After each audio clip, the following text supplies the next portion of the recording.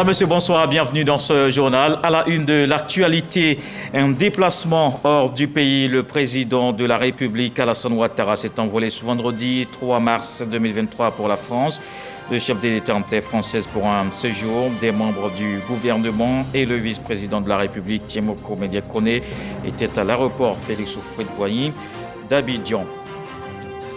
Le cabinet du Premier ministre met le pied à l'étrier pour la 10e édition du prix national d'excellence. Hier, c'était le lancement qui a réuni à l'auditorium de la primature l'ensemble des parties prenantes, les ministères, la CGC, le secteur privé. Le comité a actualisé la liste pour 2023. Ils seront 87 issus de tous les secteurs d'activité à être primés. Le dossier VDC à suivre dans ce 20 heures.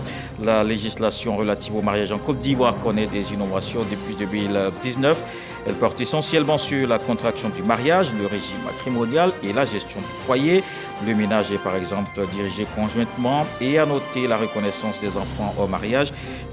Un dossier à suivre enverra la journée marathon en Afrique centrale d'Emmanuel Macron ce vendredi. L'Angola, le Congo, Brazzaville, puis la RDC. En Angola, la France s'est engagée dans le secteur agricole avec notamment une aide de l'Agence française au développement de 200 millions d'euros pour un programme de résilience climatique.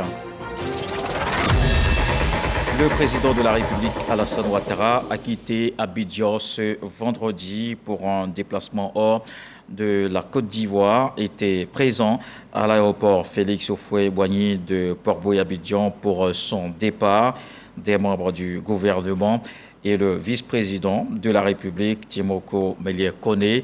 Le président de la République a quitté donc Abidjan pour un séjour en France. Et avant ce voyage, hier, le président de la République s'est entretenu avec l'ambassadeur du Royaume d'Arabie Saoudite en Côte d'Ivoire. Le diplomate est en fin de mission. Le chef de l'État a saisi l'occasion pour saluer sa contribution au raffermissement des relations de coopération entre les deux pays. Awa Touré. L'ambassadeur du Royaume d'Arabie Saoudite, en fin de mission, est venu faire ses civilités et adieu au chef de l'État, le président de la République, Alassane Ouattara. L'occasion pour le diplomate saoudien de faire le point sur les différents projets issus des nombreux accords de coopération qui lient les deux pays, avant de remercier le président Alassane Ouattara pour l'appui et le soutien qu'il lui a apporté tout au long de son mandat en Côte d'Ivoire. Les soutiens de M. le Président de la République et tous les membres du gouvernement de la République de Côte d'Ivoire m'ont aidé beaucoup à accomplir bien ma mission en Côte d'Ivoire. Le niveau des relations entre la Côte d'Ivoire et l'Arabie Saoudite aujourd'hui, je m'en félicite. Et il y a eu beaucoup de choses et j'ai surtout dans tous les domaines, santé, publique, infrastructure. Et mon souhait ardent est de faire booster encore ces relations dans le futur. Le président de la République a pour sa part salué la contribution de l'ambassadeur d'Arabie Saoudite au raffermissement des relations entre la Côte d'Ivoire et son pays. Je tiens à dire à monsieur l'ambassadeur combien nous avons apprécié sa contribution au resserrement des liens entre le Royaume d'Arabie Saoudite et la République de Côte d'Ivoire. Nous faisons de choses importantes ensemble, que ce soit au plan bilatéral et au plan régional. La Banque islamique de développement apporte une grande contribution au financement de nos projets. Et grâce à M. l'ambassadeur, nous avons nous-mêmes effectué plusieurs visites officielles en Arabie Saoudite et plusieurs pèlerinages à la Mecque. Et je le remercie pour tout le soutien qui est apporté à nos pèlerins, dont le nombre a été augmenté par donc Sa Majesté de 6 000 à 10 000 personnes maintenant. Et c'est dire un peu combien nos pèlerins sont appréciés à l'occasion de leur pèlerinage à la Mecque. Pour toutes ces actions en faveur de la Côte d'Ivoire en général et des musulmans en particulier, le président de la République a chargé l'ambassadeur d'Arabie Saoudite de remercier Sa Majesté le roi Salman et de lui exprimer toute sa gratitude. Le vice-président de la République s'est entretenu hier avec l'ancien Premier ministre français Jean-Pierre Raffarin. Il est à Abidjan pour l'initiative L'école itinérante pour la paix. La paix justement au cœur de cette rencontre avec Tiemoko Mediakone. On retrouve Awa Touré. Construire une pensée et une pédagogie de la paix. L'ancien Premier ministre français Jean-Pierre Raffarin, président de la Fondation Leader pour la paix à Abidjan, dans le cadre d'une conférence sur la culture de la paix, reçue par le vice-président de la République, Tiemoko Méliette Kone.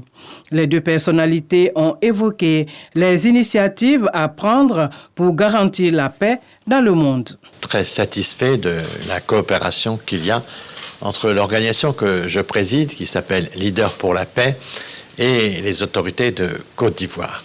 Et nous sommes toute cette semaine en Côte d'Ivoire, à Abidjan, pour développer une pédagogie de la paix. Et donc, avec une centaine d'étudiants, nous avons construit plus de 40 heures de cours, avec d'une part des diplomates, ou des professeurs, des académiciens, et puis des personnalités qui ont l'expérience de l'exercice du pouvoir, et nous essayons de construire une pensée de la paix, une pédagogie de la paix. Il y a des écoles de guerre partout, on apprend à faire la guerre, on n'apprend pas forcément à comprendre la paix, à avoir le respect de l'autre, de savoir ce que c'est que la dignité, de connaître les relations internationales, de voir le rôle des médiations, de voir le rôle des femmes dans les médiations, par exemple, de voir ce qu'est le leadership et de pouvoir comprendre ce qu'est, au fond, le respect de l'autre, etc. Et nous avons la capacité aujourd'hui de pouvoir échanger sur ces sujets. Jean-Pierre Raffarin a par ailleurs salué les efforts du président de la République Alassane Ouattara en faveur de la paix avant de relever l'excellence des relations de coopération entre la Côte d'Ivoire et la France.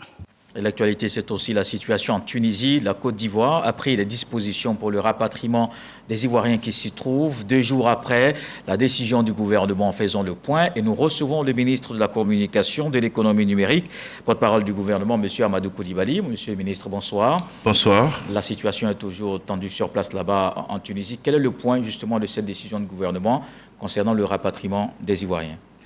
Oui, merci beaucoup. Déjà, ce que je voudrais dire, c'est vrai que la situation était très tendue, mais elle tend à se calmer. Donc, c'est important que nos concitoyens le sachent. Ce que je puis dire, c'est que au cours du Conseil des ministres, donc du mercredi 1er mars, le Conseil a été informé de cette situation et nous avions en ce moment environ 725 compatriotes qui avaient été recensés. Aujourd'hui, après donc le compte-rendu de ce conseil qui a été fait et qui a annoncé que des appareils de notre compagnie nationale, donc Air Côte d'Ivoire, allaient être affrétés pour rapatrier nos compatriotes, nous avons au total, au moment où je vous parle, 1300 de nos compatriotes qui ont été recensés au niveau donc de l'ambassade de Côte d'Ivoire. Donc les rapatriements commencent demain. C'est ce que nous avions annoncé le mercredi, que ça allait se faire incessamment dans un maximum de 48 heures. Donc le premier vol arrive entre 13h et 14h. Et en raison de la capacité donc, de l'appareil qui est affrété, c'est 145 de nos compatriotes donc, qui vont rentrer demain après-midi. Il y aura combien de vols au total ? Pour le moment, puisqu'il y a un premier filtre qui est fait au niveau de l'ambassade, c'est environ 500 candidats donc, qui ont été, je dirais, présélectionnés. Et donc cela fait, en termes d'estimation, environ 5 rotations donc, de notre appareil. Qu'est-ce qui est prévu pour ceux qui reviennent en Côte d'Ivoire parce qu'ils auront laissé tout en Tunisie? Qu'est-ce qui est prévu pour les accueillir? Alors, comme je l'ai indiqué lors du compte-rendu du Conseil, le chef de l'État, le président de la République, son Excellence Alassane Ouattara, suit personnellement ce dossier. Et il s'est engagé à faire en sorte que ceux qui sont déjà là-bas bénéficient d'une première prise en charge. Ceux qui ont réussi à arriver à l'ambassade, c'est pourquoi je parle de déjà là-bas. Ceux qui ont réussi déjà à arriver à l'ambassade, ils bénéficieront donc d'un accompagnement de l'ambassade.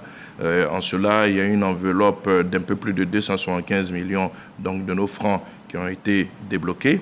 Mais pour ceux qui rentreront, il y a un dispositif qui sera à l'aéroport pour pouvoir les accueillir. Des bus de la Sotra ont été réquisitionnés pour les conduire dans un premier temps dans un centre de transit qui est l'INJS, où ils devront rester 3 jours maximum. 3 jours maximum, et pendant ces 3 jours, ils bénéficieront d'une prise en charge médicale, d'une prise en charge psychologique. Ils seront enregistrés, les identités seront vérifiées.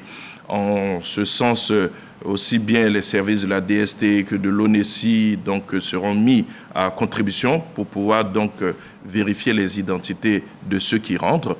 Et une fois tout ce travail fait, ils seront autorisés à sortir, et c'est à leur sortie qu'ils pourront bénéficier du pécule que nous avons annoncé lors du Conseil des ministres. Alors, qu'est-ce qui est prévu, surtout en termes de réinsertion, au-delà de ce soutien financier, des personnes qui ont perdu le travail, qui n'ont plus de fonction? Est-ce qu'il est prévu un mécanisme de réinsertion socio-professionnelle? Oui, en cela, les services du ministère de la Promotion de la Jeunesse, du Service civique et de l'insertion professionnelle ont été mis à contribution. Et comme tous ceux qui vont rentrer seront identifiés, recensés, les services du ministère de la Promotion de la Jeunesse pourront les recontacter afin qu'ils puissent bénéficier des programmes de réinsertion socio-professionnelle que le ministère de la Promotion de la Jeunesse met en œuvre actuellement. Donc le pécule qui leur sera accordé est de 160 000 francs par personne dans un premier temps, parce qu'il y en a qui n'ont aucun parent à Abidjan, donc ils devront rejoindre leur famille à l'intérieur. Donc c'est pour leur permettre dans un premier temps de pouvoir effectuer ces déplacements et pouvoir se prendre en charge dans l'urgence. Mais ensuite, les services du ministère de la Promotion de la Jeunesse les recontacteront, et sur la base du volontariat, ils pourront bénéficier de tous les programmes d'insertion professionnelle mis en place par ce ministère-là. Il s'agit notamment des centres de réinsertion où ils pourront bénéficier d'une prise en charge psychologique plus approfondie, d'un réarmement civique. Ils pourront apprendre un métier. En fait, c'est tous les programmes que ce ministère met en œuvre. Il n'y a pas que les travailleurs, il y a aussi les élèves et les étudiants. Comment faire en sorte qu'ils ne perdent pas leur année? Alors, ce qu'il faut savoir, c'est que nous sommes en train de parer au plus urgent. Le plus urgent pour nous, c'est de préserver des vies. Le plus urgent, c'est de sauver des vies. Fort heureusement, l'ambassadeur de Côte d'Ivoire en Tunisie, que nous avons eu il y a 5 minutes avant d'entrer dans cette salle, nous a assuré qu'au niveau de l'ambassade, ils n'ont pas reçu de blessés. Il y a des personnes en état de choc psychologique, c'est vrai. Il y a des personnes qui ont tout perdu, effectivement. Il y a des mères avec des enfants.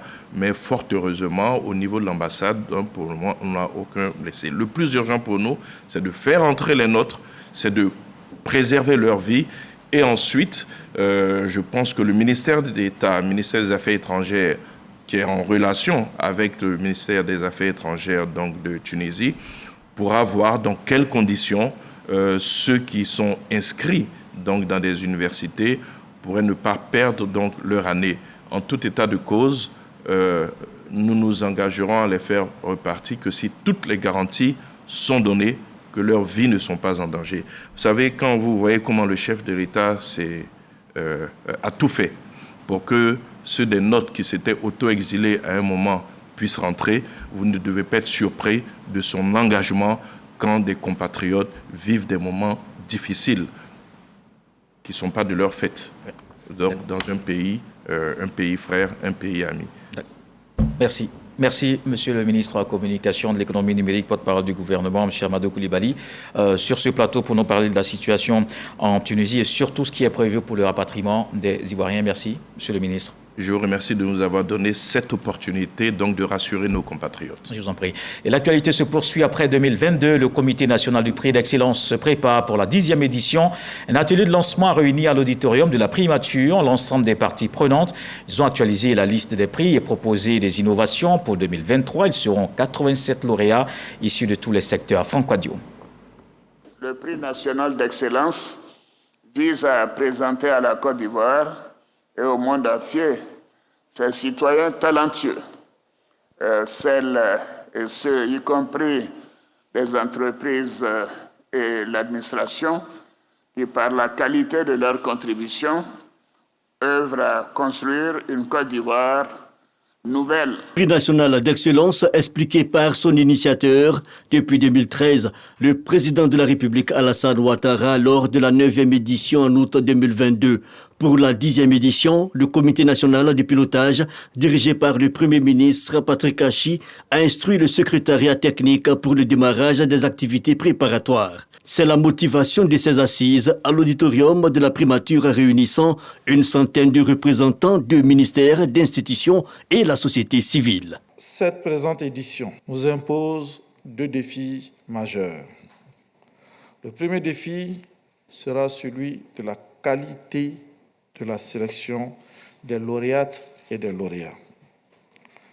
Le deuxième défi sera celui de la qualité de l'organisation, en invitant également les jurys et le comité de la sélection au respect scrupuleux des délais de transmission des dossiers de sélection.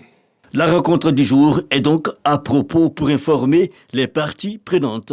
L'étape suivante, la collecte et la validation des informations relatives aux candidats du 7 mars au 30 avril et du 2 au 26 juillet prochain, la sélection et la validation des lauréats. Nous devons nous atteler avec l'équipe à organiser un prix national d'excellence qui ne souffre d'aucune difficulté.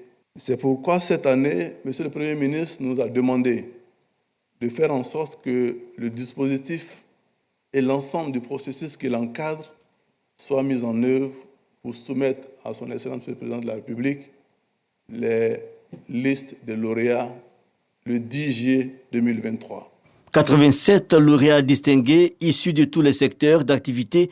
Nous aurons donc le même nombre de prix que l'année dernière, la faculté étant donnée au ministère de faire quelques ajustements sur la dénomination, sur les aspects à valoriser et sur des propositions nouvelles, mais dans le respect du nombre de prix qui pourraient mieux mettre en exergue les pans de notre société, les pans de notre économie qui sont en lien avec les défis du moment. L'année de la jeunesse 2023, la valorisation de la transformation de nos matières premières nationales avec le développement de l'agro-industrie. Avant les réflexions, le bilan de la 9e édition a été fait et approuvé. Instruction est ensuite donnée aux différents ministères de procéder dans les 3 prochains mois à la remise des récompenses des 2e et 3e prix nationaux pour l'année 2022.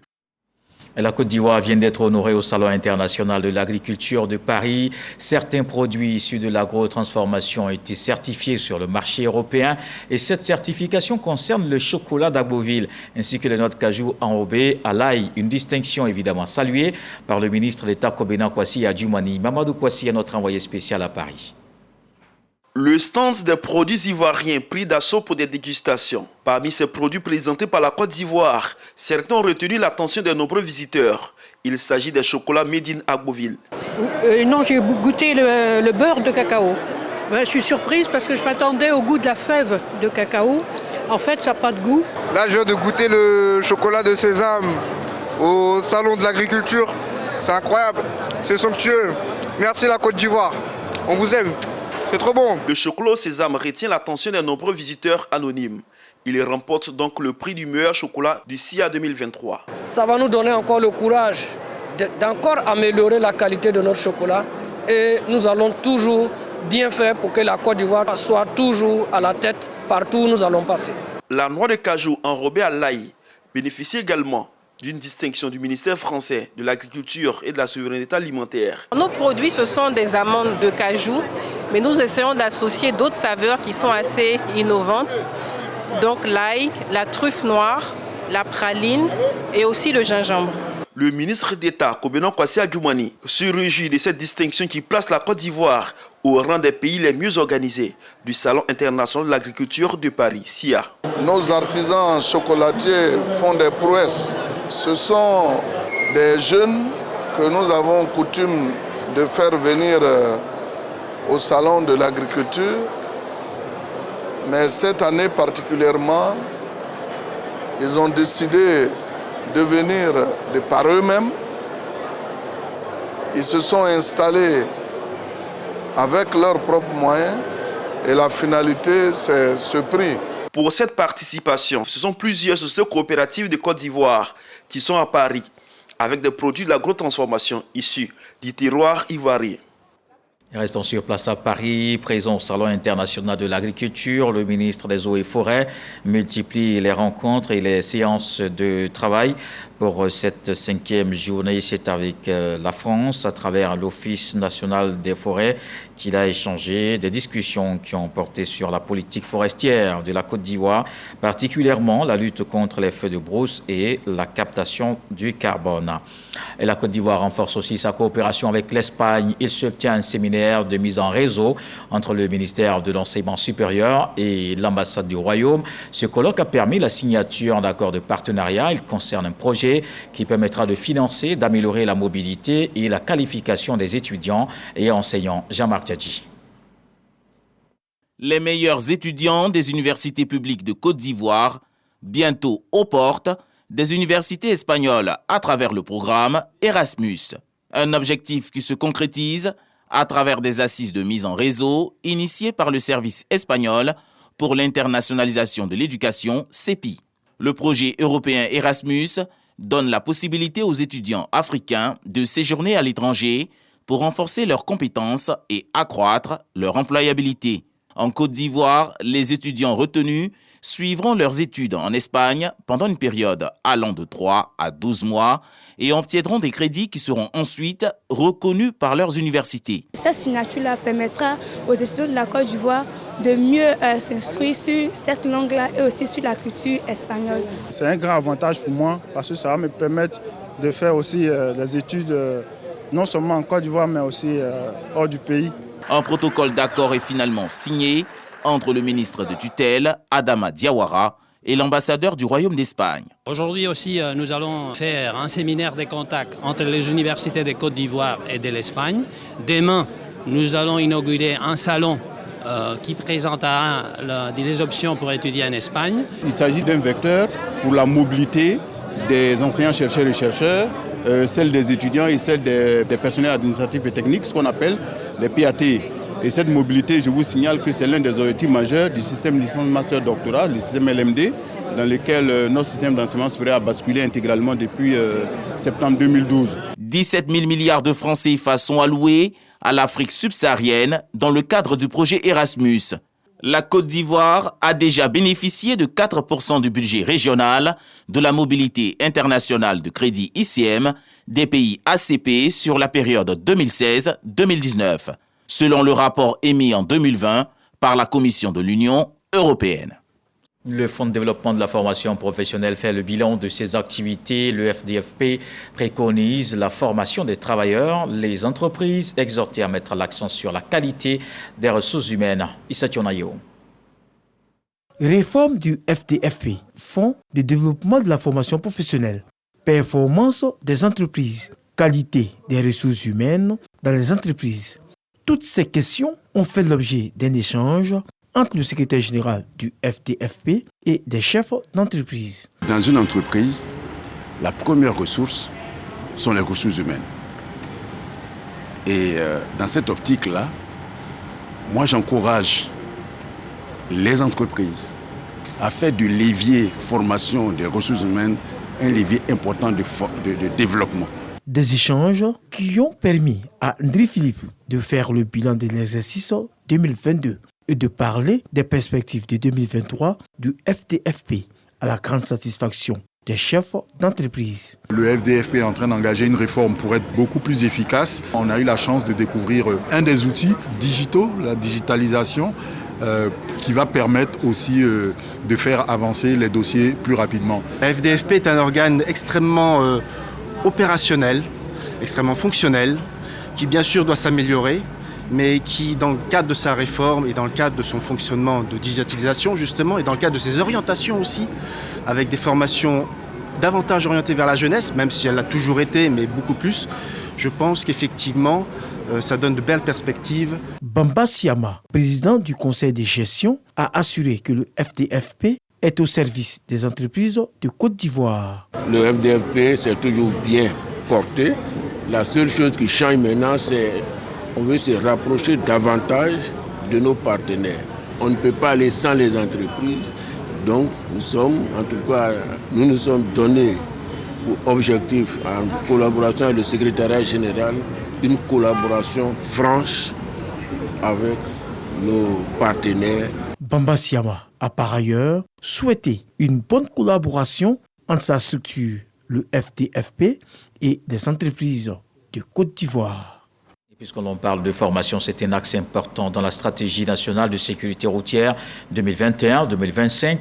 Le ministre des Transports, Amadou Koné, avec à ses côtés le ministre de la Communication, a échangé avec les 31 préfets de région du pays. Le corps préfectoral est invité à jouer sa partition et accompagner le gouvernement dans la réussite des réformes. Kader Sokodougou. Le ministre des Transports, Amadou Koné, est face aux 31 préfets de région du pays.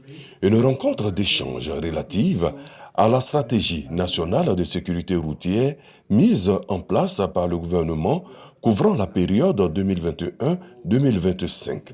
De 2020 à 2022, les accidents de la route ont fait environ 4 500 morts, plus de 20 000 blessés. L'État de Côte d'Ivoire aura décaissé plus de 200 milliards de francs CFA pour la prise en charge des blessés. Dans sa volonté de reprendre les choses en main, le gouvernement a arrêté des mesures à travers le ministère des Transports. L'instauration du permis à point pour le respect strict du code de la route. Tout le mécanisme est expliqué au corps préfectoral. L'aspect technique est l'affaire de Kipus Afrique. Son directeur général, Ibrahim Koné, explique. Ce dispositif va permettre donc le contrôle du transport, d'avoir un observatoire de l'accidentalité, de déployer à terme sur l'espace du projet 200 caméras radar, d'avoir un système d'information des usagers clients de la route, de moderniser la signalisation, d'avoir une intégration avec les points de péage. Assignation des véhicules administratifs à des chauffeurs. Tout est prévu. Au nombre des réformes, l'arrivée de nouvelles plaques d'immatriculation dès la fin de ce premier trimestre 2023. La confection se fera dans les chefs-lieux de district. Ils devront comporter 2 lettres, 3 chiffres et 2 lettres. Ce sont des numéros uniques pour l'ensemble du territoire national. Notre objectif est que partout où les usagers se trouvent, qu'ils puissent immatriculer donc leur véhicule dans les 24 heures dès lors qu'ils reçoivent les cartes grises. Les préfets de région se disent prêts à accompagner ce vent nouveau qui souffle sur la Côte d'Ivoire. Était présent durant les échanges le ministre de la Communication et de l'économie numérique, Amadou Koulibaly, porte-parole du gouvernement. Cette rencontre marque également le lancement officiel de la 2e semaine nationale de sécurité routière qui court jusqu'au 10 mars 2023. Et on s'arrête sur la législation relative au mariage en Côte d'Ivoire qui connaît des innovations depuis 2019. Elle porte essentiellement sur la contraction du mariage, le régime matrimonial et la gestion du foyer. Le ménage est par exemple dirigé conjointement par l'époux et l'épouse. Il n'y a donc plus un seul chef de famille. Les se reconnaissent aussi les enfants au mariage. Toutes ces réformes visent à adapter la loi à l'évolution de la société et surtout à l'équilibre des rapports entre les hommes et les femmes. C'est un dossier Vidicide ce soir avec Khalid Diomandé, Didier Nguessan.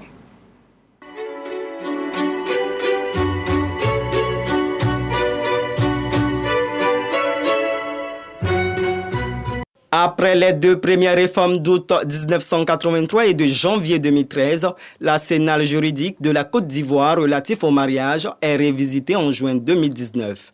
Plusieurs dispositions nouvelles font leur entrée à la faveur de cette modification. Des innovations portant essentiellement sur la définition, la contraction du mariage, le régime matrimonial et la gestion du foyer. Le droit, c'est une dynamique.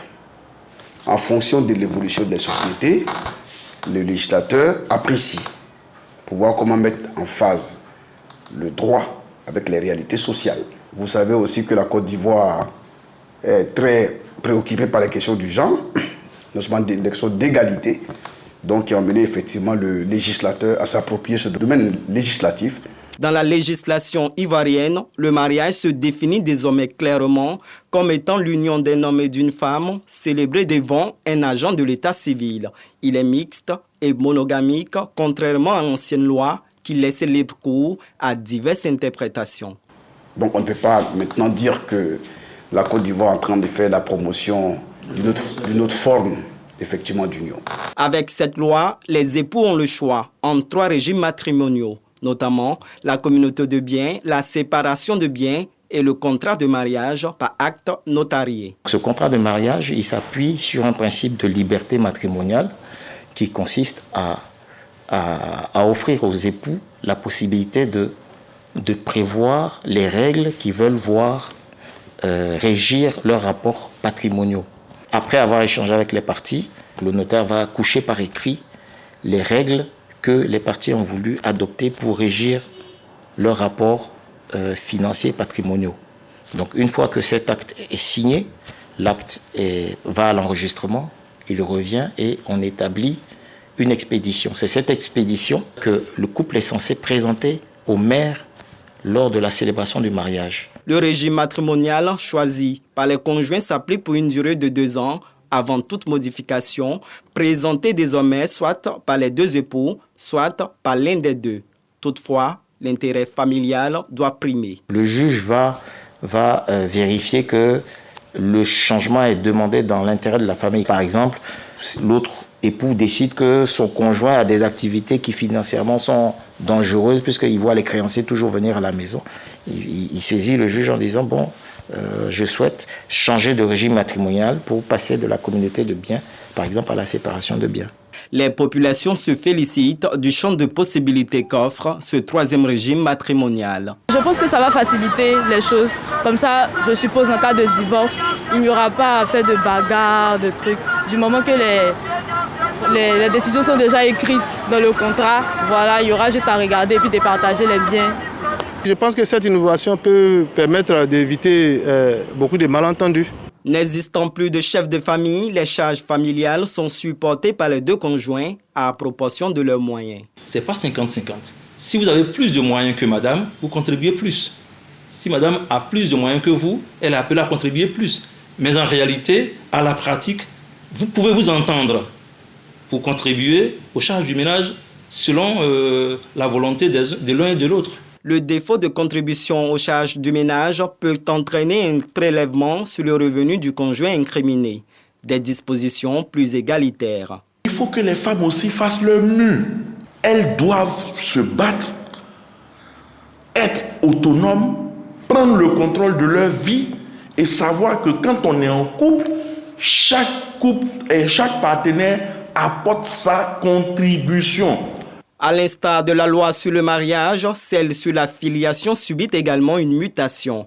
Dorénavant, un enfant né hors mariage peut porter le patronyme de son père sans le consentement de l'épouse. Le conjoint doit juste informer cette dernière par acte de commissaire de justice. Dès que le commissaire de justice porte l'acte à la connaissance de la femme avec accusé de réception, la reconnaissance peut s'opérer. On n'attend pas qu'elle accepte. Ce qui a motivé cette réforme-là, c'est l'intérêt de l'enfant. Vous savez que la Côte d'Ivoire est partie à plusieurs conventions au niveau international sur les droits des enfants. C'est un droit pour l'enfant que d'être reconnu par ses géniteurs. Cette loi est bienvenue pour le bien de l'enfant, parce que l'enfant n'avait rien à voir avec les histoires entre les 2 parents. Donc c'est déjà une bonne initiative. Et j'espère que les couples vraiment vont prendre cela au sérieux et puis vont s'adapter à cette nouvelle loi. Certaines personnes ne l'entendent pas de cette oreille. Pour moi, venir annuler le consentement de l'épouse, lui enlever ce droit-là de regard-là, c'est bafouer l'essence même du mariage pour moi. Ça ne sert plus à rien. Je ne suis pas d'accord. On donne l'opportunité aux hommes de faire des enfants comme ils veulent au dehors. Voilà. Et là, ce n'est pas toujours bien. Et l'autre loi ne permettait pas ça. Concernant la femme mariée ayant conçu un enfant hors mariage, la paternité est automatiquement accordée à son époux, sauf preuve contraire.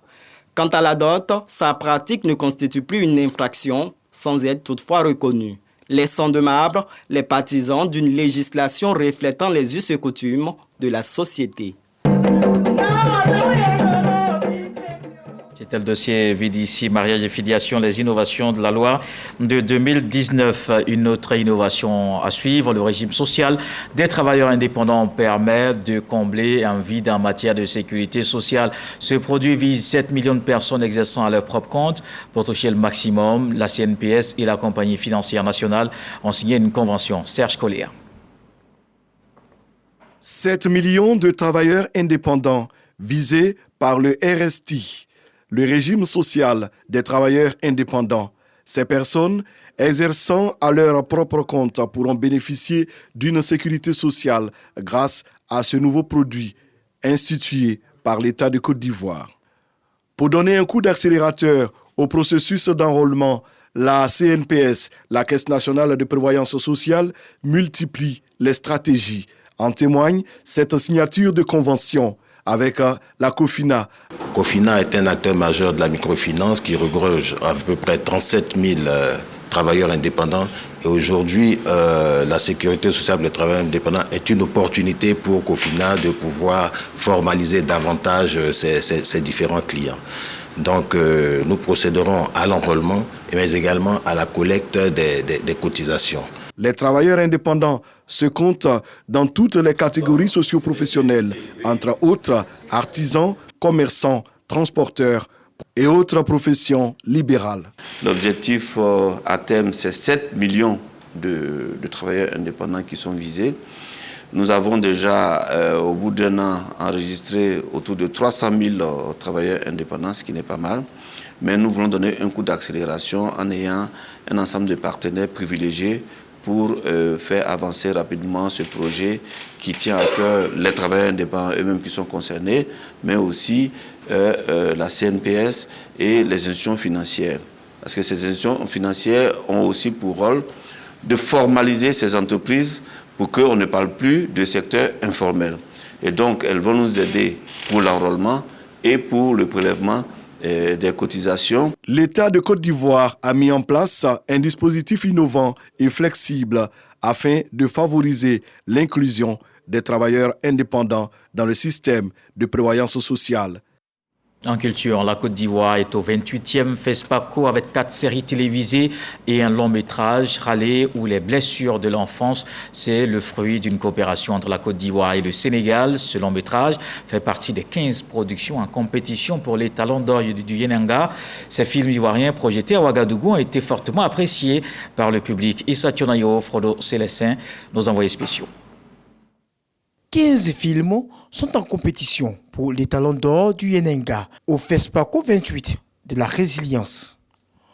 Au nombre de ces productions figure en bonne place le film Râler, les blessures de l'enfance de Moussa Sen Absa. Ce long métrage, coproduit par la Côte d'Ivoire et le Sénégal, traite de plusieurs tares de la société, dont le mariage précoce et forcé des jeunes filles.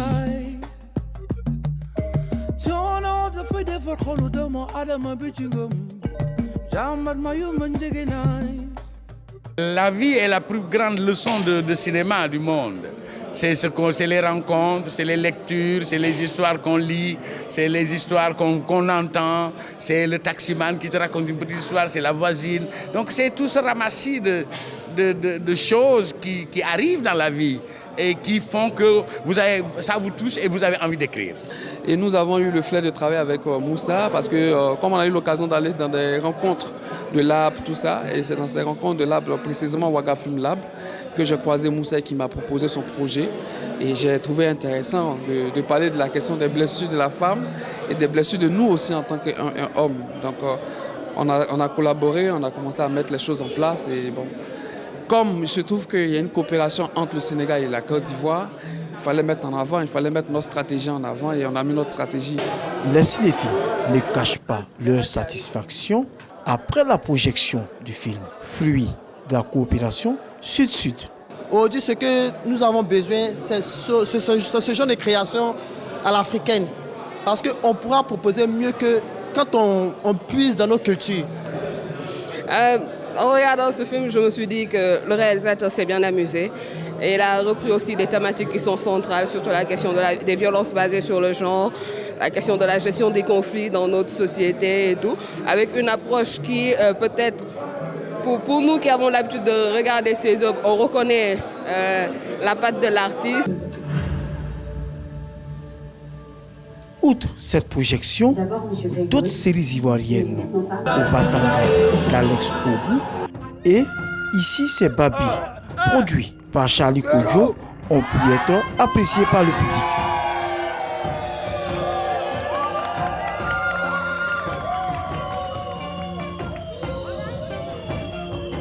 Il y a un regain d'intérêt pour la diversité des séries qu'on produit actuellement. Leur diversité autant formelle que dans le fond, le type d'histoire que l'on raconte, qui sont peut-être plus contemporaines et un peu racontées d'une manière peut-être plus moderne, je ne sais pas. Mais en tout cas, il y a un vrai intérêt et que ça fait plaisir à voir. Ouais. Au total, 4 séries ivoiriennes sont en compétition pour ce 28e FESPACO à Ouagadougou. Et en religion, l'ambassadeur du Maroc en Côte d'Ivoire, Abdel Malek Kettani, a remis les clés de la grande mosquée de Yamoussoukro à la communauté musulmane. C'est Sa Majesté le roi Mohamed VI qui a rénové l'édifice religieux. Le ministre Souleymane Diarra Souba salue le royaume chérifien pour sa contribution à la bonne marche de la vie de l'islam en Côte d'Ivoire. Dans le reste de l'actualité, la journée marathon en Afrique centrale d'Emmanuel Macron ce vendredi. L'Angola, le Congo, Brazzaville, puis la RDC. À Luanda, il était question d'économie et d'agriculture. En Angola, la France est engagée dans le secteur agricole avec notamment une aide de l'Agence française au développement de 200 millions d'euros pour un programme de résilience climatique. Voilà qui m'intervient ce journal. Merci d'avoir suivi. Retour de l'actualité 23h demain, 20h. Retrouvez Marie-Laure Ngoran. Ce soir, le sage nous apprend que même quand c'est la montée des eaux dans le fleuve, le piroguier ne s'inquiète pas. Très belle soirée.